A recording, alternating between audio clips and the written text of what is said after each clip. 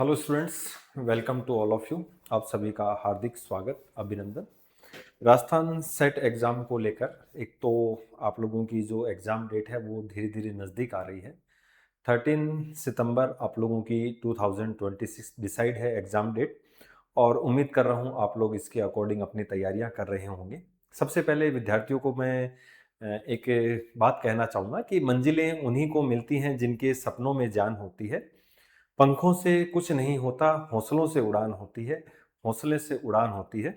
जी हाँ दोस्तों, यदि आप हिम्मत रखते हैं, अगर आप हौसला रखते हैं, तो आप बड़े से बड़ा एग्ज़ाम भी क्वालिफ़ाई कर पाते हैं।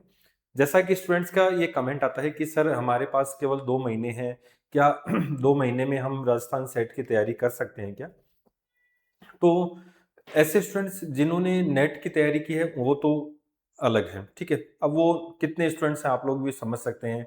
आप अपने आसपास देख सकते हैं कि कितने स्टूडेंट्स ने जो है नेट की तैयारी की है और कितने स्टूडेंट्स ने नहीं की है। तो उसके हिसाब से आप आइडिया लगा लीजिए कि आप लगभग जो है सभी राजस्थान के जितने भी स्टूडेंट्स हैं वो एक ही कंडीशन में एक ही पायदान पर खड़े हैं, ठीक है। अब दिल की धड़कनें भी तेज होती हैं, ठीक है, क्योंकि तैयारी अभी इतनी है नहीं, समय बहुत कम है, तो घबराने की अब आवश्यकता नहीं है, ठीक है। क्योंकि एक तो देखिए, अगर आप राजस्थान सेट क्वालिफाई करना चाहते हैं तो एक तो अपन थोड़ी सी बात करेंगे आज प्रीवियस ईयर के क्वेश्चंस को लेकर। हालांकि मैंने हमेशा कहा है कि अगर आप नेट का एग्जाम क्वालिफाई करना चाहते हैं तो आप लोग प्रीवियस ईयर के क्वेश्चंस देखिए, उसी तरीके से सेट का एग्जाम क्वालिफाई करना चाहते हैं तो नेट के प्रीवियस ईयर के क्वेश्चंस देख लीजिए। सेट का एग्जाम तो राजस्थान में 2 बार हुआ है, इसलिए कोई विशेष, क्योंकि एजेंसियां अलग अलग हैं। पहले आरपीएससी थी, फिर जीजीटीयू था और अब कोटा यूनिवर्सिटी है। तो कहीं जो है वो मैच नहीं करता, तीनों का सिस्टम बिल्कुल अलग है। तो वहां पर आप लोग केवल एक तो अभी 2023 का जो पेपर हुआ था वो मैं आप लोगों के सामने लेकर आया हूं, उसको लेकर अपन चर्चा करेंगे। लेकिन जहां से क्वेश्चन पूछे जाते हैं उसको लेकर मैं चर्चा करूंगा। अब जैसे होता क्या है कि आप सब लोग जानते हैं कि 50 मार्क्स का अपना 50 क्वेश्चंस आते हैं, 100 मार्क्स के आते हैं। अब ज्यादातर स्टूडेंट्स यूं भटकते हैं कि क्या तैयारी करें, कहाँ तैयारी करें, बार बार यूट्यूब खोलते हैं, बार बार कोई कोर्स देखते हैं, ठीक है। लेकिन डिसीजन नहीं ले पाते। इसमें एक चीज आप स्पेशली थोड़ा सा ध्यान रखना कि जैसे मान लो मैं कहूँ एनईपी 2020 है, तो यहाँ से हर एग्जाम के अंदर क्वेश्चन आ रहा है, तो सीधी सी बात है सेट के एग्जाम में भी ये क्वेश्चन आएगा। तीनों एनईपी याद कर लो, आप लोगों को कंफर्म है, आपके कम से कम 2 क्वेश्चन इजीली सही हो जाएंगे। रीडिंग कॉम्प्रिहेंशन है, आएगा आएगा ही आएगा। डाटा इंटरप्रिटेशन आएगा आएगा ही, किसी कोई रोक नहीं सकता। तो वहां पर भी आप लोग जो है इन क्वेश्चंस को ऐसे तैयार करना स्टार्ट करें। तो एक तो अपन थोड़ी सी बात कर लेंगे, जैसे पिछले साल कौन से क्वेश्चन ज्यादा पूछे गए, क्या करना है, क्या छोड़ना है, क्या पढ़ना है, उन सब चीजों को लेकर अपन चर्चा करेंगे, ठीक है। तो जैसा कि आप सब लोग जानते हैं, पेपर फर्स्ट आप लोगों का इंपॉर्टेंट है, और अभी मैं पेपर फर्स्ट की ही बात कर रहा हूँ, ओवरऑल जो है एग्जाम की बात नहीं कर रहा हूँ। पेपर सेकंड आप लोग जो है सबका अलग अलग रहता है। तो जब मैं अपने सब्जेक्ट की बात करता हूँ तो मैं आप लोगों से वहां पर जरूर चर्चा कर लेता हूँ, ठीक है। तो यदि आप सबसे पहले एक तो राजस्थान सेट एग्जाम की तैयारी करना चाहते हैं तो आप लोग हमारे साथ जुड़ सकते हैं। जेआरएफ अड्डा एप्लीकेशन, इसके लिए आप लोगों को डाउनलोड करना होगा, और जेआरएफ अड्डा पर जो है आप लोगों के लिए रिकॉर्डेड जो बैच है वो अवेलेबल हो चुका है।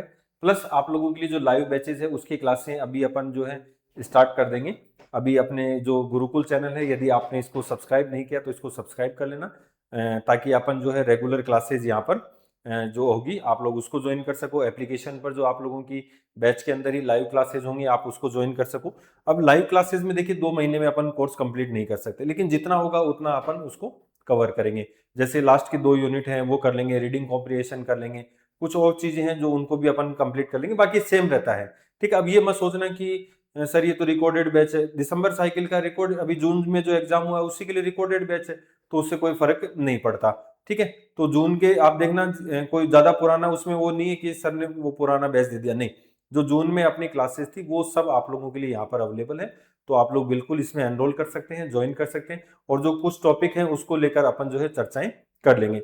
तो पेपर फर्स्ट आप लोगों का ओवरऑल जो है 100 मार्क्स का होता है, नेगेटिव मार्किंग नहीं होती है, और 10 यूनिट्स होते हैं, प्रत्येक यूनिट से आप लोगों से 5 मार्क्स के क्वेश्चंस आते हैं, ठीक है। अब देखिए अपन जो है पिछले साल का अगर आप लोग थोड़ा सा पेपर एनालिसिस देखें, पेपर को लेकर मैं आप लोगों के साथ यहाँ पर चर्चा कर लेता हूँ कि क्या पूछता है पेपर के अंदर एग्जामिनर, तो उसको लेकर भी अपन थोड़ी सी बात कर लेते हैं, ताकि यहाँ पर आप लोगों को किसी प्रकार का कोई डाउट नहीं रहे, ठीक है। ये प्रोविजनल जो आंसर की आई थी, ये उसकी मैं बात कर रहा हूँ। और यहाँ पर जो है आप लोगों से जैसे क्वेश्चन पूछे गए थे, तो एक तो देखिए जैसे आप लोगों की प्रत्येक यूनिट होती है, 10 यूनिट्स हैं, 10 यूनिट से जो है वो अलग अलग टाइप्स के आप लोगों से क्वेश्चंस पूछे जाते हैं। ठीक है, अब यहाँ पर मैं ज़्यादा इसको ये नहीं कहूँगा कि आप इसी पैटर्न पे तैयारी करो। ठीक है, ज़्यादातर जो पैटर्न होता है मैं उसको लेकर जो है ओवरऑल पैटर्न है उसको लेकर अपने यहाँ पर बात करूंगा। ठीक है, तो आप लोगों को यदि, अब देखिए इसमें वैसे मिनिमम क्राइटेरिया 40% आप लोगों को लेकर आना है, लेकिन अपना टारगेट 40% नहीं है, अपने टारगेट है 6% स्टूडेंट जो क्वालिफाई करते हैं। ठीक है, और यदि आपको असिस्टेंट प्रोफेसर बनना है, आप असिस्टेंट प्रोफेसर बनने का सपना देख रहे हैं, तो आप लोगों को जो है यहाँ पर थोड़ी सी अपनी तैयारी के साथ जाना होगा। ठीक है, जब अब जैसे मान लो यूनिट फर्स्ट और यूनिट सेकंड है, यूनिट फर्स्ट टीचिंग एप्टीट्यूड से है और यूनिट सेकंड जो है वो रिसर्च एप्टीट्यूड से है। तो अब उसमें जैसे मैंने आप लोगों को बताया था प्लेगरिज्म, एक तो ज्यादा किताबों के पीछे मत भटकना। ठीक है, इंग्लिश मीडियम वाले बच्चों को मैं हमेशा कहता हूँ JRF अड्डा की जो बुक आती है आप लोग उसको परचेज कर ले। हिंदी मीडियम के स्टूडेंट्स हैं जो KVS मदान की ज्यादातर बुक्स होती है उसी में से, लेकिन वो बहुत मोटी हो जाती है, तो आप थोड़ा सा नोट्स वोट्स अगर कहीं से मिले तो आप लोग उसको जरूर पढ़ना। बाकी अपने जो वीडियोज में है उसमें आपको PDF मिलती है साथ के साथ, जो क्लासरूम की PDF होती है वो आप लोगों को मिल जाती है, तो आप लोग प्लीज उसके अकॉर्डिंग अपनी तैयारी करें। ठीक है, और पेपर फर्स्ट को भूलना नहीं है। जैसे अपनी जो टीचिंग एप्टीट्यूड है वहां पर एक तो जैसे शिक्षक की विशेषताएं आ जाती हैं, शिक्षण विद्यार्थी की विशेषताएं आ जाती हैं, फिर वहां पर जो ऑनलाइन शिक्षण है, स्वयं प्रभा है, मूक वगैरह है, वहां से आप लोगों से काफी क्वेश्चन पूछे जाते हैं। तो अब जैसे अधिगम प्रक्रिया में क्या समानताएं हैं, ठीक है, और इसमें अगर अपन बात करें एक शिक्षक का जो है प्राथमिक कार्य, ठीक है, मैंने आपको कहा ना जैसे शिक्षार्थी या शिक्षक की क्या आ जाएंगी, विशेषताएं आ जाएंगी पहली यूनिट से। फिर ये देखिए आप लोगों के लिए स्वयं और मूक से क्वेश्चन यहाँ से पूछे गए हैं, ये सेम पैटर्न यही रहता है। ठीक है, हमेशा पैटर्न यही रहता है, लगभग कोई ज्यादा फर्क नहीं होता। ये देखिए शिक्षाविद थे जिन्होंने किंडरगार्टन प्रणाली उपहार में दिया, फ्रोबेल। तो क्वेश्चन देखिए, अब अपन ने 4 क्वेश्चन बात की, 5 क्वेश्चन वो सेम वही चीजें हैं, कुछ भी ज्यादा उसमें फर्क नहीं है। निम्न प्रश्नों का स्तर है, अब ये कौन से प्रश्नों का जो है वो स्तर पूछ लिया यहाँ पर। ठीक है, इजी क्वेश्चन हो गया। ये प्लेगरिज्म देखिए मैंने आपको कहा कि साहित्यिक चोरी की अनुमति है 10% है, 60 अभी नया नियम आया, अगर 60% से ज्यादा अगर आप लोग उसका उपयोग करते हैं, ChatGPT जेमिनी AI का यूज करते हैं, तो आपकी रिसर्च थीसिस जो है वो रद्द हो जाएंगी। तो ऐसे यहाँ से आप लोगों से काफी अच्छे क्वेश्चंस पूछे जाते हैं। फिर बात करें अपने जो थर्ड यूनिट है रीडिंग कॉम्प्रिहेंशन, जहां से आप लोगों के लिए पैराग्राफ आता है, उस पैराग्राफ को पढ़ के क्वेश्चन, तो उसमें नीचे से ऊपर चलो, पहले क्वेश्चंस को पढ़ो फिर पैराग्राफ को पढ़ो। ठीक है, वो इजी आता है आजकल, कोई पहले बहुत टफ आता था, आजकल इजी आने लगा है। ठीक है, ये देखिए गुणात्मक रिसर्च से संबंधित आ गया। ठीक है, और ये अपन जो है अपने, ये थोड़ा सा आप लोगों के लिए अलग होगा, अनुमानित सांख्यिक डाटा विश्लेषण तकनीक को, ये थोड़ा सा डीपली है। फिर यहीं अपन बात, ये आंकड़ों से संबंधित क्वेश्चंस हैं आप लोगों के लिए। फिर अनुसंधान में साक्षात्कार के प्रकार से संबंधित नहीं है, तो इंटरव्यू वगैरह जो होते हैं वहां से क्वेश्चन। अब ये देखिए आप लोग भारत के वैज्ञानिक और आलोचनात्मक मस्तिष्क उसकी नींद, ठीक है, तो ये यहाँ से आप लोगों के लिए इजी क्वेश्चन था। तो पहले आप इसके क्वेश्चंस देख लो, ये 10 क्वेश्चन आते, 5 क्वेश्चन आते हैं आप लोगों के लिए। तो ऐश्वर्य शब्द का अर्थ पूछ लिया, भारतीय संस्कृति को क्या करना चाहते हैं, पुनर्जीवित। ठीक है, तो ये लगभग जो है आप लोगों से यहाँ से क्वेश्चन पूछे जाते हैं। और फिर देखिए ये संचार, कम्युनिकेशन वाली जो यूनिट है, फोर्थ यूनिट है। अब देखिए इस बार जो कम्युनिकेशन वाली जो यूनिट है ना, वहां से काफी क्वेश्चन पूछे गए नेट के अंदर। उसमें जैसे संचार के जो मॉडल है कम्युनिकेशन के, संचार के जो टाइप्स हैं, शाब्दिक है, अशाब्दिक है। फिर अपन बात करें जो कम्युनिकेशन गैप होता है उसको लेकर, संचार में जो बाधाएं हैं उसको लेकर, यहाँ से बहुत क्वेश्चन पूछे जाते हैं।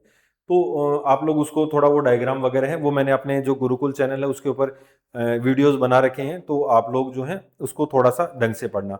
ठीक है, तो मुश्किलें दिल के इरादों को जो है वो आजमाती हैं, स्वप्न के परिंदे निगाहों से हटाती है, और स्वप्न के पर्दे निगाहों से हटाती है, हौसला मत हार गिरकर ओ मुसाफिर, और ठोकर इंसान को चलना सिखाती है।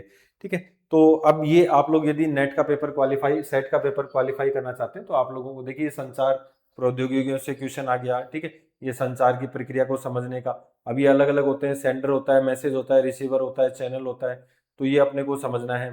ठीक है, और जैसे ये कार्यक्रमों में बार बार जो है ये, अब ये प्रदूषण से क्वेश्चन आ गया। ठीक है, एनवायरमेंट वाला से क्वेश्चन आ गया। ठीक है, और ये संचार से क्वेश्चन है। ठीक, अच्छा ये पर्यावरणीय तनाव प्रतिस्पर्धा, ये भी जो है संचार से, ये मैथमेटिक्स से। श्रृंखला क्वेश्चन 101% मिलेगा। श्रृंखला वाला एक जो है यहाँ पर इनके बीच में जो गैप होता है वो वाला क्वेश्चन बहुत बार पूछ लेता है, ठीक है। फिर देखिए इधर अपन बात करें, ये लाभ हानि से क्वेश्चन आप लोगों से पूछा जाता है ना। फिर ये जो दूरी वाला क्वेश्चन है, और ये वोट वाला क्वेश्चन है। मैथमेटिक्स के क्वेश्चन आप लोग इजी आते हैं। ये देखिए, ये आप लोग रीजनिंग का काफी क्वेश्चन आप लोगों ने इस टाइप के सॉल्व किए होंगे। डीआई वाले क्वेश्चन आप लोगों के लिए अच्छे आते हैं, ठीक है। और ये कथन कारण वाले जो क्वेश्चन है वो आप लोगों से काफी बार पूछे जाते हैं। तो ये वाला पोर्शन भी आप लोगों के लिए काफी इजी रहता है, ठीक है। ये न्याय प्रणाली में जो है, ये नेट के अंदर हर एग्जाम के अंदर इस बार न्याय प्रणाली से आप लोगों के लिए क्वेश्चन था। ये चक्रवर्ती ब्याज से क्वेश्चन है, और ये डाटा वाला क्वेश्चन है, डाटा इंटरप्रिटेशन वगैरह। तो ये आप लोगों के लिए 5 क्वेश्चन रहते हैं, ठीक है, आप लोगों को सही करने।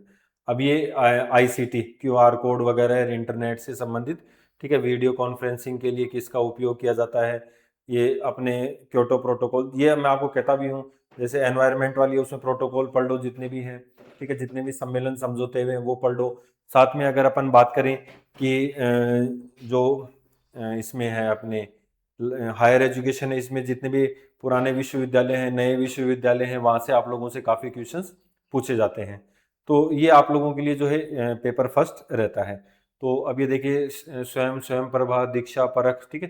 तो ऐसे क्वेश्चंस आप लोगों के लिए, ऑनलाइन शिक्षण का मंच कौन सा है, तो आप लोग इसमें जानते हैं। जैसे परख है तो ये जांच वगैरह के लिए है, तो ये आप लोगों का यहाँ पर गलत हो जाएगा।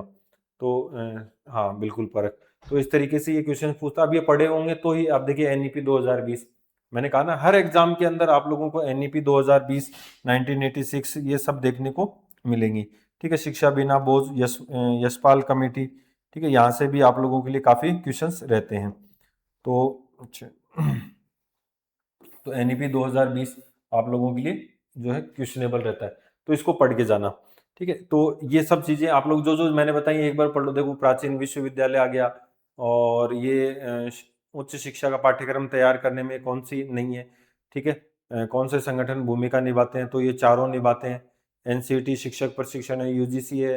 अभी देखिए नया जो शिक्षा अधिष्ठान बिल आया ना, वो जरूर पढ़ के जाना। शिक्षा अधिष्ठान बिल से क्वेश्चन जरूर आएगा, ठीक है। तो ये आप लोग थोड़ा सा इसको पढ़ के जाना। ये देखिए, ये पर्यावरण वाली इजी यूनिट है, पर्यावरण से ओजोन जैसे मॉन्ट्रियल प्रोटोकॉल वगैरह है, ये आप लोग अगर पढ़ के जाएंगे तो आप लोगों का पेपर बहुत इजी हो जाएगा, ठीक है। इसके अलावा यदि फिर भी आप लोगों को कोई डाउट रह जाता है तो आप लोग हमारे साथ जुड़ सकते हैं। और चैनल पे यदि फर्स्ट बार विजिट कर रहे हैं तो चैनल को एक बार सब्सक्राइब जरूर कर लेना, वीडियो को लाइक शेयर करना। तो धन्यवाद, जुड़े रहें चैनल के साथ। Thank you.